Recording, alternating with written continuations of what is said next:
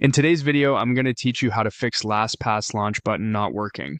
We'll walk through a quick browser cleanup and a simple vault adjustment that often restores the launch button so it opens sites as expected. Follow along in your browser and take your time with each action. First, open the LastPass vault in your browser. Give the page a moment to load so the vault interface fully initializes. If the launch button hasn't been cooperating, the issue is frequently tied to stale cache or a small mismatch between what your browser remembers and what LastPass is trying to load. Now look to the very top right corner of your browser window and click the three dots to open the main menu. This is where your browser keeps options for tools, history, and privacy controls.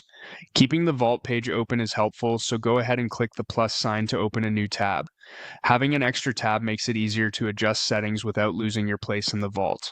With the menu open, select the option to delete browsing data. When the dialog appears, expand the More options so you can control the time range. Choose All Time. This ensures any cached files, cookies, or stored site data that could interfere with LastPass are cleared out in one sweep. Then confirm by selecting Delete Data. Clearing data like this removes outdated information that may block the launch button from handing off the right link to your browser. It's a safe refresh for the browser itself and a common fix for stubborn launch or redirect issues. Return to the Vault tab. Here, you can add as a subfolder if you're organizing your items.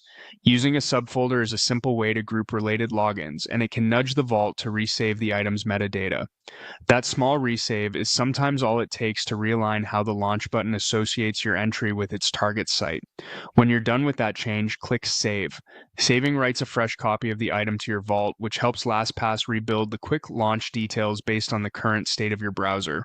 Between the browser cleanup and this quick Vault save, you've effectively cleared out old records and prompted LastPass to use clean, up-to-date data. That's it. You open the Vault, used your browser's menu to clear data for all time, optionally organize the item by adding it as a subfolder, and saved.